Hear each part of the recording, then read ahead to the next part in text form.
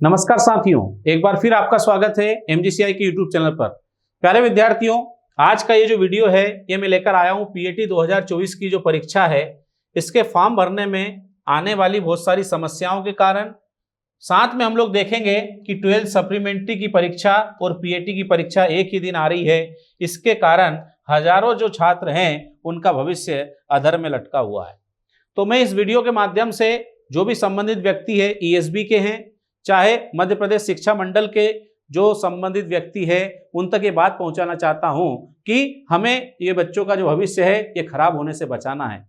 तो इसके लिए हमारे को या तो डेट चेंज करना चाहिए, या तो 12th की सप्लीमेंट्री परीक्षा की डेट चेंज करना चाहिए, या फिर हमें पीएटी की जो परीक्षा है उसकी डेट को चेंज करना चाहिए।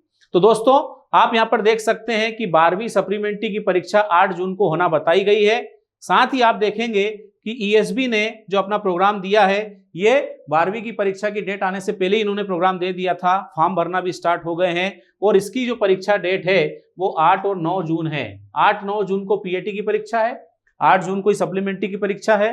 तो जिन विद्यार्थियों को 12th में सप्लीमेंट्री आई है वो इस पीएटी की परीक्षा में कैसे शामिल होंगे, तो इसलिए 12th सप्लीमेंट्री की परीक्षा की डेट को चेंज करना चाहिए, सबसे पहली चीज।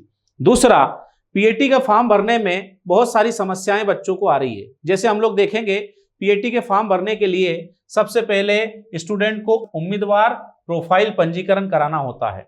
तो जब वो नया पंजीकरण कराने जा रहे हैं तो उसमें बताया जा रहा है कि आपकी आधार कार्ड और 10th की जो बर्थ डेट है वो अलग अलग आ रही है, जबकि दोनों में डेट एक लिखी है, सेम लिखी है, तो भी समस्या आ रही है।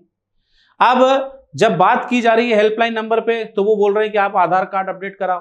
अब आधार कार्ड को अपडेट कराने के लिए बर्थ सर्टिफिकेट मांग रहा है। अब बर्थ सर्टिफिकेट बनना, उसके बाद आधार कार्ड अपडेट होना, ये इतना आसान काम नहीं है। इसमें आप देखोगे 7 दिन से लेकर 1 महीने तक का समय लग सकता है। और बर्थ सर्टिफिकेट बनाने में तो कई स्थानों पर आप जान सकते हैं कि चुनाव का माहौल चल रहा है, आचार संहिता लगी है, तो कोई सर्टिफिकेट नहीं बन पा रहे हैं। तो इसके कारण बहुत सारे बच्चे फॉर्म नहीं भर पा रहे हैं। तो इसमें आपको जैसे 10th की मार्कशीट को आपने एज अ बर्थ सर्टिफिकेट माना है या बर्थ डेट के लिए आपने ऑथेंटिक डॉक्यूमेंट माना है, तो उससे फॉर्म को भरा जाना चाहिए। साथ ही जिन विद्यार्थियों की प्रोफाइल पहले से बनी हुई है, पिछले वर्ष उन्होंने परीक्षा दी थी और प्रोफाइल बनी हुई है, तो वो जब विद्यार्थी प्रोफाइल को अपडेट करने के लिए जाते हैं तो उस अपडेट में भी यही दिक्कत आ रही है। तो ईएसबी के संबंधित लोग जो ये परीक्षा को संचालित कर रहे हैं, उनसे मेरा निवेदन है कि बच्चों के भविष्य के साथ खिलवाड़ ना हो, इसलिए उन्हें 10th की मार्कशीट से फॉर्म भरने का ऑप्शन दिया जाए। बच्चे बहुत ज्यादा परेशान हो रहे हैं।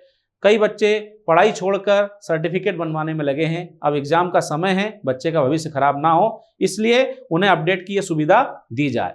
और सब बच्चों से भी मैं निवेदन करूंगा जिनको भी फॉर्म भरने में समस्या आ रही है, तो यहाँ पर आप देखेंगे कि एमपी ऑनलाइन का हेल्पलाइन डेस्क नंबर इन्होंने दिया है। इस पर आप कॉल करें, 0755672020 पर आप संपर्क करें।